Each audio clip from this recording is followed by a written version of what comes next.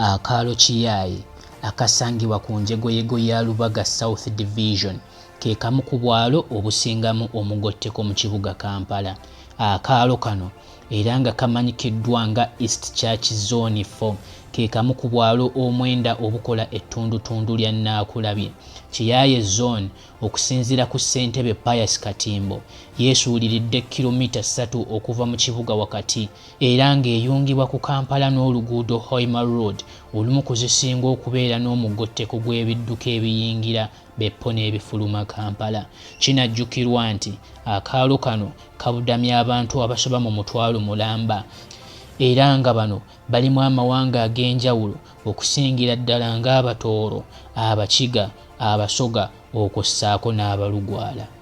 Twatuukiridde ssentebe Mr. Katimbo Pius okwongera okutunnyonnyola ku byafaayo n'embeera z'abantu ku kaalo kano era nga mu bigambo bye yayogedde bw'ati. Amannya aganze Katimbo Pius, chairman Naakulabye East Church Zone 4 oba abangi gye bayita Kiyaye. Oba oliawo erinnya liyinza okuba erya West Church Zone 4 liyinza okuleetera omuntu okubuzaabuzibwa naye yedda gye bayita Kiyaye olw'ensonga nti waali wabi nnyo edda,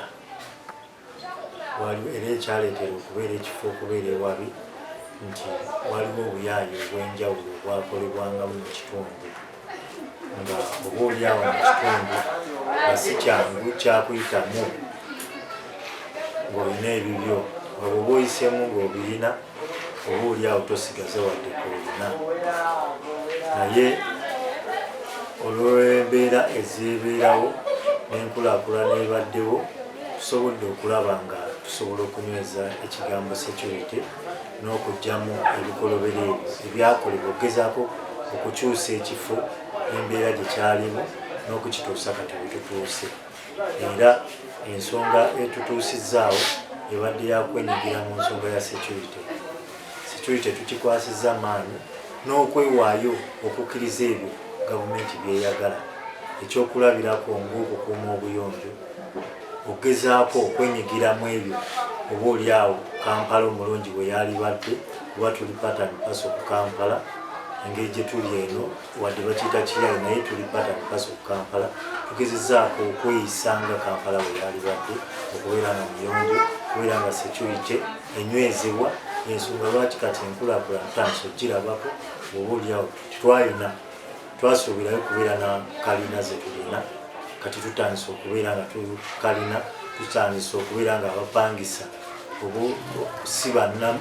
si bannansi tutandise okufuna ku bantu ab'enjawulo ab'ensi endala okulaba nga bapangisa ebitundu byaffe. Naye ng'ebyo byonna kyava mu kulwana okulaba nga tunyweza security n'okugyawo erinnya ebbi eryasigibwa abantu abakadde oba abaaliwo emabega n'okulaba nga tukola ekyo gavumenti kyeba etugamba. Edda sijja kwogera bubi naye oba oliawo obugayavu bwaliwo mu bukulembeze ng'abantu baalekanga abantu okukola bye baagala, ng'omuntu bwe yavanga n'ebibye olwabeerangawo abavubuka b'ebiseera ebyo abatakukkirizanga kuyitawo na kintu nga byonna byonna oba oliawo nga bajjula nakuleka bute nga n'enneeyisa gye beeyisaamu ebikolwa byali bingi nnyo ng'ebyokozesa ebiragalalagala nga buli muze gwonna ogusinga guli mu kitundu kyaffe. Ne tuzze tugezaako okulaba nga tukyusa mpola kuba tosobola kikyusa mulundi gumu. Kale oba oliawo okukozesa ebiragalalagala ne kukendeeramu okusinziira ku reeti eyaliwo emabega. Sigga nti byaggwawo byo mu bavubuka si byakumalawo naye ogezaako n'obuulirirako mpola mpola oba oliawo abakyuka ne bakyuka oba oliawo abakendeeza ne bakola ki ne bakendeeza. Ekitundu kino eno kyakolebwa abantu abasangwawo emizengo egyo egibadde gikolebwa be bantu abazaalibwa muno nga bo omwana wa gundi tomugambako ng'era bw'ogamba ku mwana wa gundi gwekyalo kiba kikulemye. So enkola eyo twasanga nga nzibu naye twatuuka ne tukitaminatinga ne tugaana edda bye bisinza okwonoona abaana baffe wabula abaana tulina obbalaga ekkubo ettuufu okubeera ng'oli mwana wo nzaalwa ya wano oba kaasangwa wano tekikuleetera kukola ate bitalina kukolebwa mu society. Wabula tulwanye tutya twalwana okulaba nga tusoboka ne tusomesa abazadde bennyini bekikwatako. Oba oliawo kyetukola kyonoona abaana baffe. Erinnya Yesu wadde erinnya Kiyaye libaawo n'essiri eryo erisobola okurepresentinga mu bantu ab'obuvunaanyizibwa ne tusobola okufuna obuyambi, abantu ab'obuvunaanyizibwa ne tusobola okufuna sapooti.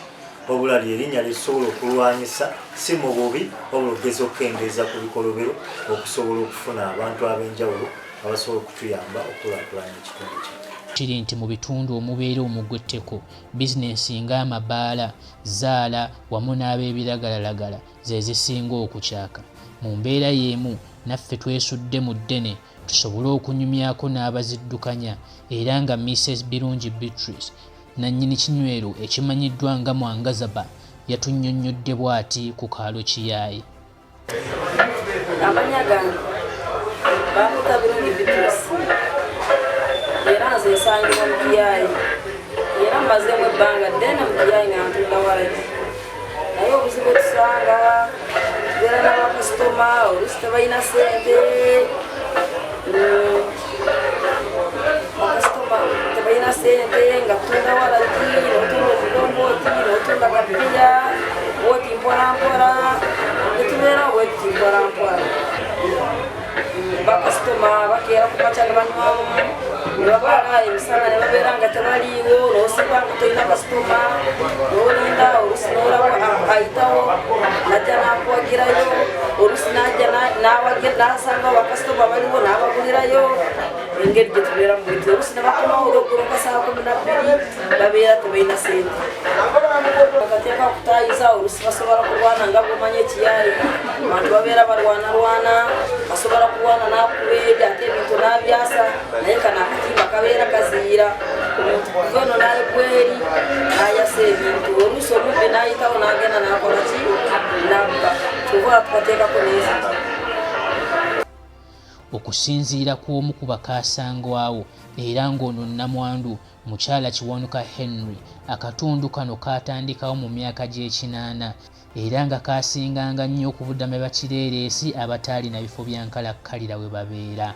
Kiyaye ekyo kyali olubereberye kyalimu abalugwala nga bayitirivu naye essaawa yonna okuwera emu awo bonna mubamugira ki weyingira mu nnyumba abatemu nga bangi nnyo nnyo ng'era weowulyanga nti ng'omanya nti kyekyo kyava omuzaala ng'abeera waliwo n'ebbaala ya mwami Kamya naye nga banywerawo kwete n'amalwa kati awo basibukiranga abayitirivu ennyo nga bakubira wamu ne Zaala.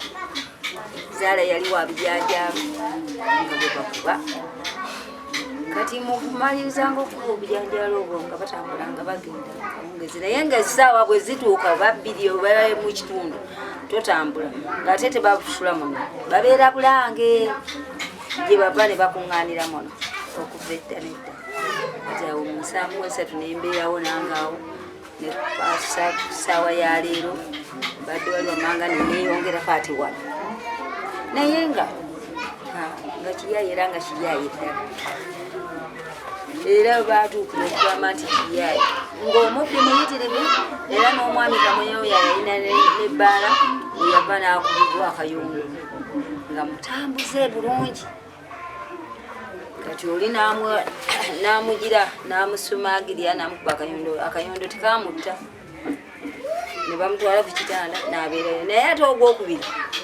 yakomawo era nga ennanga niyo etambula bulungi nnyo ebbaala baba ne bamukuba oli yamujja n'amulindirira n'amuteegera ku kiyigo baali bali awo ng'atuuse agendako mu kiyigo oli n'amukuba akayondo omulundi ogwo n'amutta awo ebyakamya ne bikoma bagenda okumutuukako ng'avudde wansi ekintu ekyo kye bava bagamba nti Kiyaye kubanga kyatuukira mu bayaaye abayitirivu baali balugwala kakati ate we bavudde Abaganda nabo ne bagira ki ne beeyongera abaana b'abantu. Fahad Muchunguzi, MRU TV.